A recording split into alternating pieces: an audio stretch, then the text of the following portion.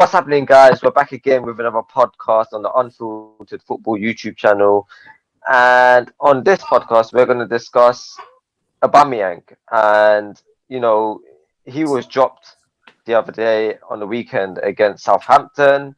And was it fair? Was it right? Was it correct? Was it incorrect? Was Arteta right in doing so? Was Aubameyang, was he wrong for what he done? Let's discuss it on the podcast. Let's get up his views on it. So let's I go. feel like what Mikel did to Uber was actually okay for me. If I was a coach, I would have done that for like 2 matches from now on. You see that bench sit, it mentally resets your brain to think in order. So once you be in the bench sit, you watch how the coach wants you to play in the pitch, your brain will be resetted. Take, for instance, Pepe during last season. Pepe was brought in during ending of the season. And I think for the 4 matches he played, he gave assists and he scored goals. That bench will reset you. Uber is someone that I love Uber right from Dortmund. He's a good guy. But right now, you don't put stress. You just don't want to stress yourself. You just do swag. You don't mark the ball. You don't win the ball. You don't make run for the ball. Okay, there's a clear chance. There's an open net. Score the goal. You don't score the goal. You don't. Once you give, if you take, for instance, take Martinelli. Once there's a ball on the run, he chases the ball. If it's Uber, this is what he does. Come on, we know you're a big star. We need you to give us this winning at this point of time. I feel like once there's another striker that will compete with Uber, his head will be back in this game again. There is no one. He and Lacazette, they are friends. But once you bring another striker that is hungry for goals, I want to score more goals, he will want to sit up and play. Everyone wants to fight for their position. See Tavares doing well. 10 is back now. Tavares and 10 are fighting for that. Who wants to take that position about Uber? Uber knows after 2 to 3 matches, come on, you will bring him back again now. So it's a sure something for him. But benching him against Southampton was a very nice move by Arteta. I really support that. It was very good. But I don't think he got benched for footballing reasons. Remember that? Yes, actually. For footballing reasons. Yes. And personally, do I agree that he was benched for the disciplinary reasons?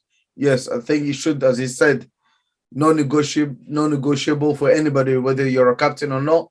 And as a captain, of course, you should lead by example. But as we've seen news which came out today, it wasn't his fault as well.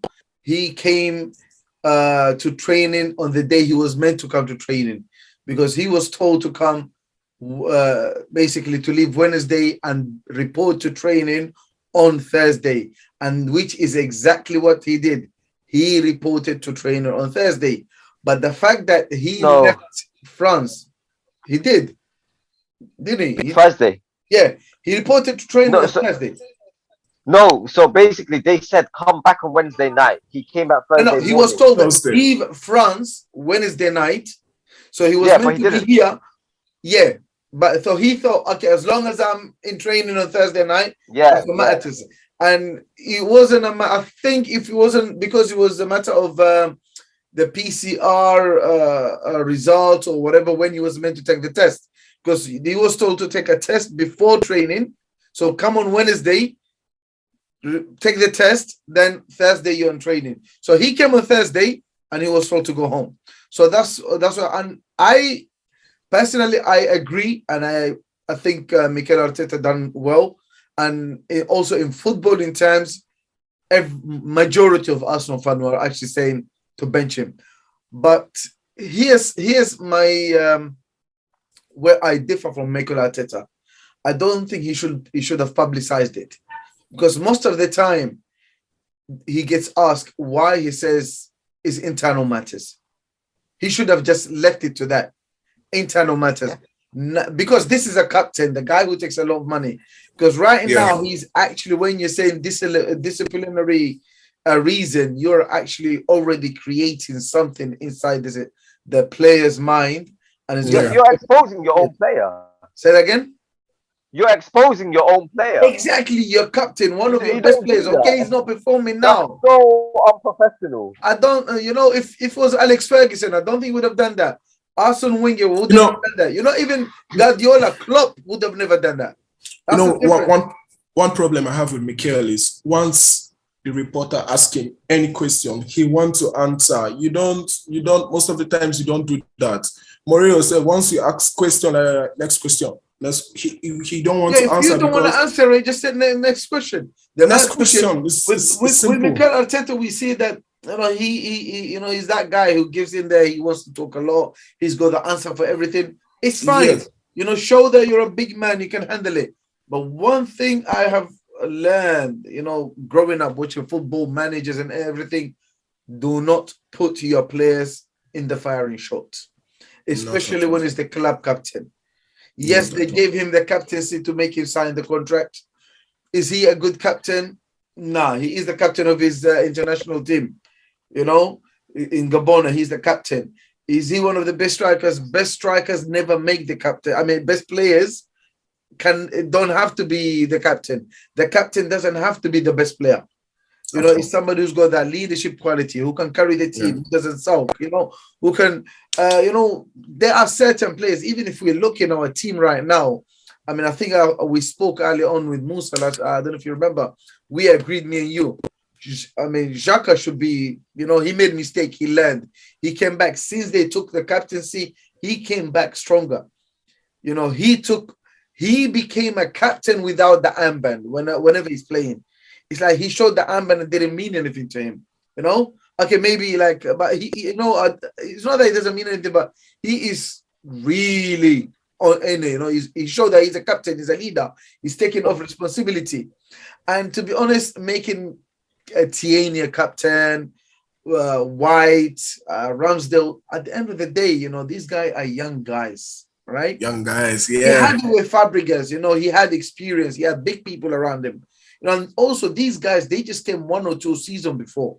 We can't just make him captain straight away. You can't just make Tierney a captain. As much as I love Tierney captain, yes, he's a captain, but not now. He's a future captain.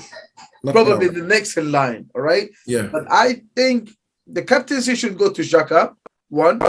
Secondly, with Mikel Arteta, what he done to expose his best player, one of his better players, number 1 striker, to say it's disciplinary matters. That's all I can say. He didn't need to. That word, disciplinary matters, already gave him, bad image from the fans. Every fan said, get him out, get him out. He said the same thing against Gendouzi too, right? He said the same thing for disciplinary reason again. You don't make such he doesn't need to say that. Say it's internal matters. That's what it is.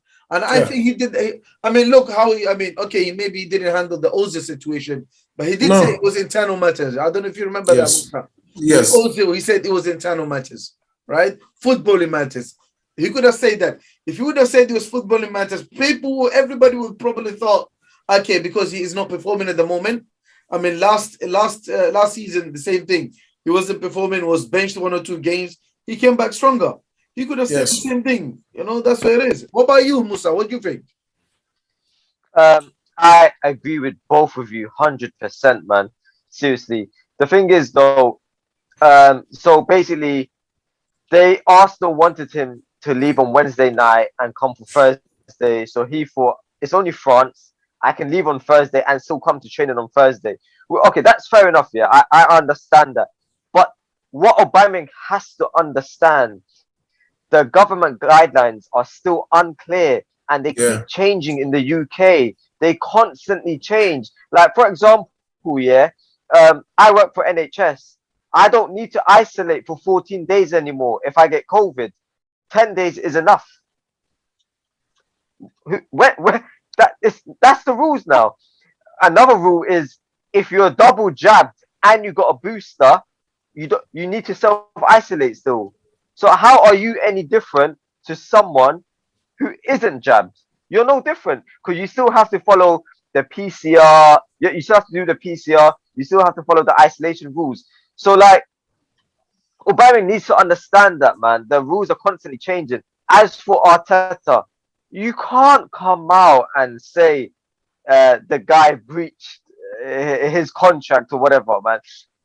Every press conference, every time something happens in Arsenal, Guendouzi, Ozil, Saliba, Yani Pepe, what is his answer? It's internal.